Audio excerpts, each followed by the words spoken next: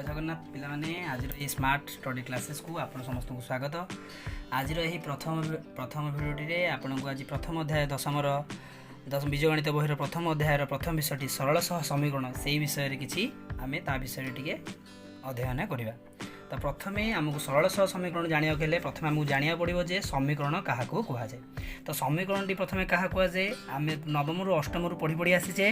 तो jar balm पार्श्व किसी अज्ञात राशि रही दक्षिण पार्श्व किसी मूल्य रोले आम समीकरण बोली कहीपर। जो अज्ञात राशि रहा आम समीकरण कहीपर ना। तो समीकरण टी प्रथम किभली रूपे सूचा a x plus b equal to 0 जो कि यह समीकरण केतबेले कहबा जेतेबेले कि ए और बी रो मूल्य केबे भी 0 जमती हो नथिबो। एठारे ए को कौन कह जाए जेहेतु अज्ञात राशि साइड अच्छे सहग कह जाए और बी हूँ एक स्थिरांक। यार जदि आम समाधान करवा यार जब मूल निरूपण करवा जहाँ आम समीकरण मूल बोली कहूचे तो से समीकरण मूल निरूपण करवा बोले प्रथम आमको एक्स मूल्य काढ़ा पड़ो बा अज्ञात राशि मूल्य काढ़ा पड़ो जोटा कि आपन आगे बाहर कराई माइनस बी बाई ए जोड़ा बाहर। किंतु आम दशम आम से छोट छोट समीकरण करवा ना। तो ये आसो आमर कौन बड़ समीकरण जो एक रु अधिक अज्ञात राशि रही तो सेठारे समीकरण टी किभली हम a1x plus b1y plus c1 equal to 0 एठारे आपको सूचाइबा ये निजी आप अलग अलग समीकरण लिखिपारे। एठारे a1 और b1 हूँ अज्ञात राशि कौन अज्ञात राशि सहग एवं x और y हूँ अज्ञात राशि। एबे जेहेतु आम दशम प्रथम कौन अच्छी प्रथम अच्छी यहाँ केमी ज्यामिति केमी परिप्रकाश करवा। तो यहाँ परिप्रकाश करें प्रथम मनकर आम दुईटी समीकरण नहीं a1x plus b1y plus c1 equal to 0 और अन्यटी हूँ a2x plus b2y plus c2 equal to 0। तो मनकर मुझे प्रथम समीकरण भाविली L1 एवं द्वितीय को भाविली L2। तेज जब यह ज्यामिति परिप्रकाश करवा किभली करवा या ज्यामितिक परिप्रकाश कले साधारणतः मूलतः मुख्यतः से तो अधिकांश दे पार किंतु मुख्यतः तीनोटी ग्राफ ही आमको सूचेब।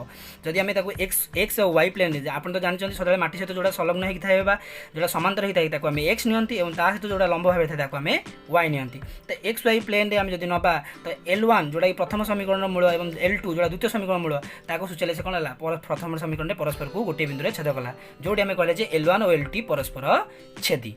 और द्वितीय जो आम द्वितीय ग्राफ कले जब आमको आउ कौन देपर जदि L1 एवं L2 परस्पर ऊपर रही जाती तो आम कौन कह एक बा अभिन्न कारण से परस्पर ऊपर रही बिंदुर सब जगह जब आम बिंदु ना सब तक सामान बिंदुर मूल्य देव।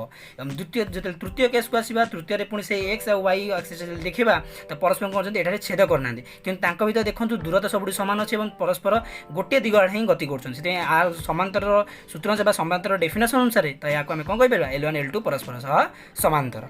तो जब आम यहाँ तो समांतर यहाँ सब जानिले किंतु तो आम जो L1 L2 समांतर देखेले तो आम यार अभ्यास कले आप तो देखिपारे अभ्यास मुझे प्रश्न पचार यार मूल निरूपण कर आर समाधान किपरि हो पार।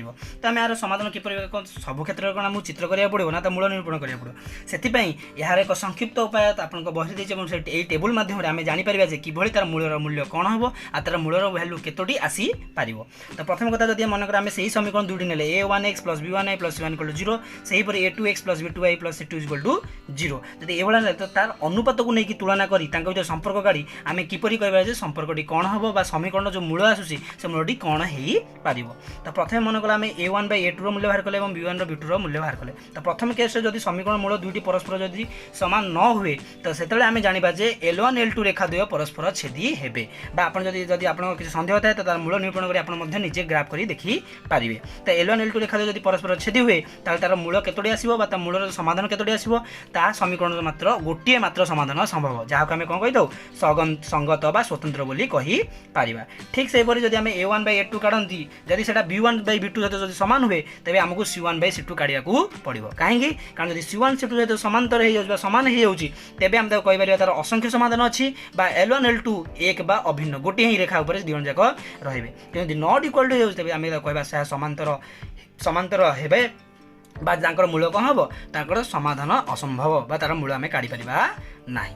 जदि ये आम रहा प्रथम अध्याय आम मात्र ये शिखिले द्वितीय अध्याय आर प्रश्नोत्तर करने सहित आर आगू देखा। तो जदि आपको भिडियोटी भल लगी तेज लाइक एंड सब्सक्राइब करेंगे और आपको जब भल लगी चाहूँ जब आहरी आगू आहरी आ विषय आहरी अधिक भिडियो देखापी तेज आपको बहु मात्रा शेयर करूँ सब्सक्राइब करूँ।